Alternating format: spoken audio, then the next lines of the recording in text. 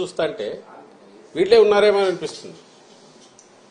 అట్లాగా కంపెనీల్లో ఎవరున్నారని తెలిస్తే అంతా ఈ కుటుంబాల దగ్గరగా ఉండేవాళ్ళు, బంధువులు. సాక్షాత్తు ఈయన చంద్రబాబు నాయుడు వదిన, ఇప్పుడు BJP state president Purandeswari, NT Rama Rao గారి కుమార్తె.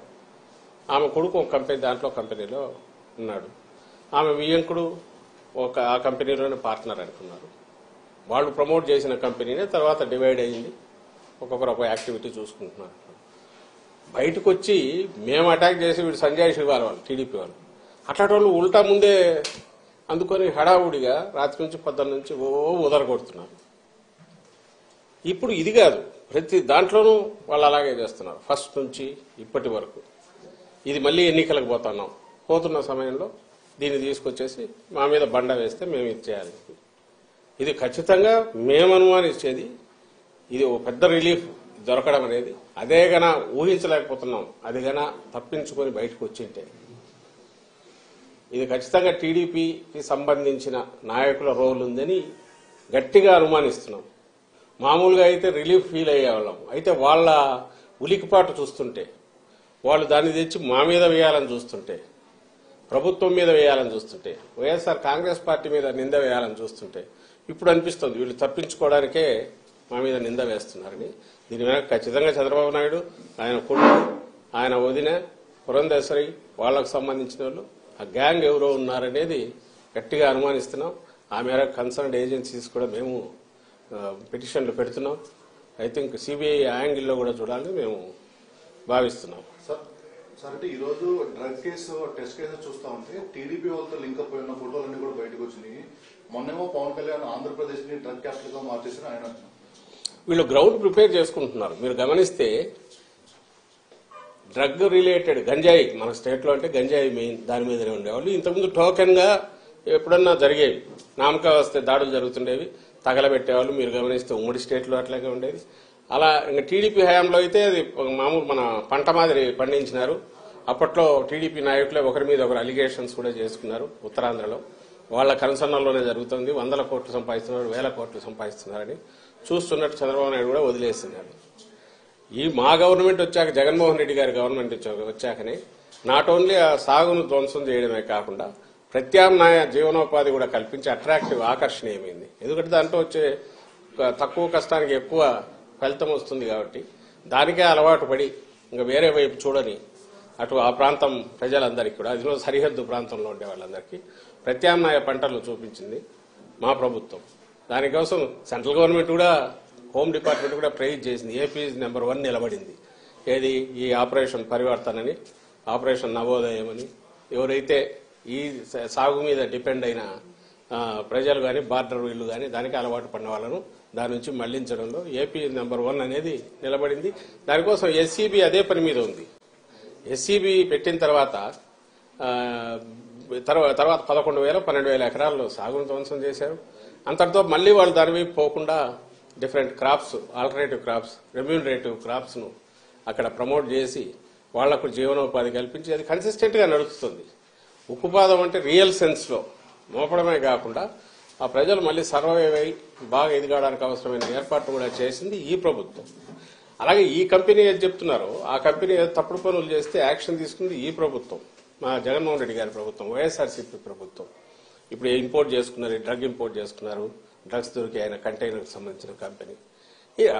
ఇటు చూసేది ఈ వైపు నుంచి డ్రగ్స్ ను వాడకాన్ని తగ్గించడానికో, గంజాయి సాగును అసలు ఎరాడికేట్ చేయడము, వాళ్ళు మళ్లీ ఆ వైపు చూడనవసరం లేకుండా రెమ్యూనరేటివ్, ఆల్టర్నేటివ్ ఇది మన క్రాప్స్ వాటిని వాళ్ళకి అలవాటు చేయడము, ఇది జరిగి కన్సిస్టెంట్ గా పోతుంది. ఎవ్రీబడికి మీరు మీడియా కూడా కవర్ చూడొచ్చు, పోయి వస్తున్నాయి కదా స్టోరీస్. బార్డర్ లో కట్టుదిట్టం చేశారు, స్పెషల్ ఏజెన్సీని పెడితే దాన్ని నువ్వు ఎలాగూ ప్రైజ్ చేయలేవు, నీ వల్ల కాలే. 14-19 మధ్య నువ్వు దాన్ని అసలు గంజాయి సాగు 3 పూలు 6 కాయలుగా నువ్వు ఇదేట్టు నువ్వు చేసావు, చంద్రబాబు నాయుడు చేశాడు. ఈ రోజు దాన్ని ఎరాడికేట్ చేసిన మా మీద, నేను ఇంతకుముందు అన్నట్టు దొంగ అన్నట్టు మా మీద నిందలు వేసే ప్రయత్నం చేస్తున్నారు. ప్రతి దాంట్లో ఇదే పని చేస్తున్నారు.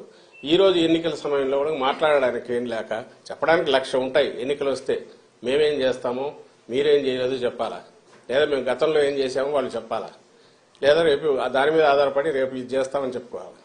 ఇది లేదు కాబట్టి ఈ తప్పుడు నిందలు ఈ పర్టికులర్ కేసులో అయితే వాళ్ళు తప్పించుకోవడానికి మా మీద బండలు వేస్తున్నారనేది మేము భావిస్తున్నాం. అందుకే ఆ కన్సర్న్ ఏజెన్సీకి ప్రెస్ కౌన్సిల్ కూడా కంప్లైంట్ పంపుతున్నాం.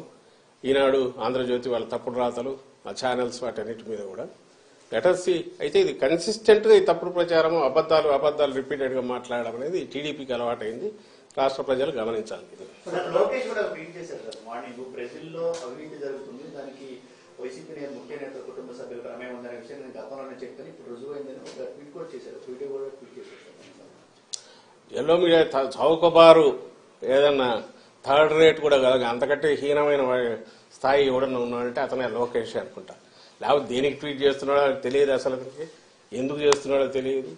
ఏమన్నా మోకాలకు బట్టతలకు సంబంధం ఉందా? బ్రెజిల్ ఎక్కడో దాంట్లో దేశం ఉందంటే ఎప్పుడో సాయిరెడ్డి ఏదో అక్కడ బ్రెజిల్ ప్రెసిడెంట్ గురించి ఇచ్చేసాడని ఇంటర్నేషనల్ దీంట్లో ఎక్కడైనా గ్యాదరింగ్ లో కలిసి ఉంటారేమో తెలియదు. ఏదో ఉంటే అతను చెప్తాడు. కానీ ఈ రోజు జరిగిన దాంట్లో, ఈ కంటైనర్ లో వచ్చిన దాంట్లో దొరికిన దానికి సంబంధించి ఎవరు దీని వెనక ఎవరెవరు ఉండే అవకాశం ఉంది, ఆ కంపెనీ కాన్షియస్ గా చేసిందా అనేది తేలాల్సి ఉంటే అప్పుడు సహజంగానే కంపెనీ ఎవరిది అనేది చూస్తారు. అది చూస్తే సహజంగా మొత్తం ఎవరు అనేది కనపడుతోంది. దగ్గరి బంధువులు, కుటుంబ సభ్యులు, లేదా వీళ్లతో కలిసి ఎప్పుడు తిరిగినట్టు ఆ ఫోటోలు అన్ని బయటకు వచ్చాయి. ఈ గ్రూప్ తో, ఈవెన్ చంద్రబాబు నాయుడుతో ఉండేవాళ్ళు ఆయనతో ఉన్నారు. ఆ గ్రూప్ కు సంబంధించిన వాళ్ళు ఎవరు రెగ్యులర్ గా కలుస్తారో వాళ్లే ఆ కంపెనీల్లో ఉన్నారు. ఇది సహజంగానే వాళ్ళ మీదకే పడుతుంది. పడడానికి కూడా అవకాశం ఎందుకుంది? అలాంటి ఆలోచనలు చేసే లక్షణం కూడా చంద్రబాబు నాయుడు ఉంది కాబట్టి, తప్పుడు దారిలో ఎట్లా అధికారంలోకి రావాలని చూస్తాడు కాబట్టి వాళ్ళ మీదకే వస్తుందనే దాన్ని ప్రియంప్ట్ చేయడానికి ఉల్టా మా మీద దాడి చేస్తున్నారు. లోకేష్ చేసినా, చంద్రబాబు నాయుడు చేసినా అదే ఉద్దేశంతో చేస్తున్నారు. ఆ స్థాయి నిజంగా ఆ స్థాయికి రావాలనుకున్న వాళ్ళు చేయకూడని పని చేస్తున్నారు. వాళ్ళు అంటే వాళ్ళకి ఈ జన్మలో ఈ రాష్ట్రంలో ప్రజలు అవకాశం ఇవ్వలేదని తెలిసిన తర్వాత వచ్చే డెస్పరేషన్ లోనే ఇలాంటి కామెంట్స్ చేస్తున్నారని మేము అనుకుంటాం. సార్ అంటే వైసీపీ ఓడిపోతున్నాం అని అర్థమైంది, అందుకనే ఆఖరి నిమిషంలో ఈ చీకటి మాఫియాలు రెచ్చిపోతున్నాయి లోకేష్ అంటున్నారు. ఏం చెప్పాలి, మేమేమో పాజిటివ్ అజెండాతో పోతున్నాం. జగన్మోహన్ రెడ్డి గారు ఇలాంటి పొదుపుని మాటలు కానీ, లేకుంటే ఉబుస్పోక మాటలు కానీ, లేకుంటే ఫ్యాక్ట్స్ చేతిలో లేకుండా నోటికొచ్చిన మాట కానీ ఎప్పుడన్నా చేశారా? రాష్ట్ర ప్రజలు ఇది చూస్తున్నారు, అది చూస్తున్నారు, మీ మీడియా కూడా చూస్తోందిగా, ఇది చూస్తున్నారు. ఒక పార్టీ అధ్యక్షుడిగా, ముఖ్యమంత్రిగా జగన్మోహన్ రెడ్డి గారు ఇంతకుముందు ప్రతిపక్ష నేతగా అయినా సరే పార్టీ పెట్టినప్పటి నుంచి ఇలాంటి అడ్డగోలు కామెంట్స్ చేయడము, ఈవెన్ ఆయన ఏ పత్రిక అయితే పెట్టారో సాక్షి, దాంట్లో అడ్డగోలు ఊరక రాయడము ఊసిపోక ఆధారం లేకుండా ఎప్పుడన్నా జరిగిందా? ఆయన ఎప్పుడు కామెంట్ చేయట్లేదు. ఫ్యాక్ట్స్ ఉంటే దాని మీదే మాట్లాడుతున్నారు. ఇప్పటికే అదే చేస్తున్నారు.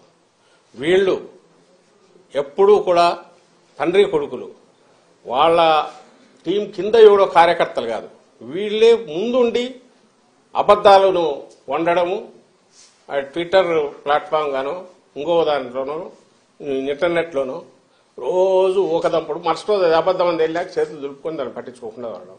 మీకు 100,000 కనపడతాయి. మొత్తం ప్రచారం కానీ, వాళ్ళ రాజకీయ వ్యవహారాలు కానీ, వాళ్ళ విధానాలు కానీ అన్నీ ఏంటంటే అబద్దాలతో వండడం, దాన్నే 10 సార్లు 100 సార్లు చెప్పడం, అదే నిజమని వాళ్ళు నమ్మడం, అదే నిజమని ప్రజలు నమ్మించాలని చూడడం. గంజాయి అయినా, ఇసుక అయినా, ఇంకోటైనా వాళ్ళు ఏదన్నా ఈరోజు అంటున్నారంటే ప్రతిదీ కూడా వాళ్ళకు చెప్పుకోవడానికి ఏమీ లేక, మాకు చెప్పుకోవడానికేమో చాలా ఉన్నాయి. అందువల్ల పాజిటివ్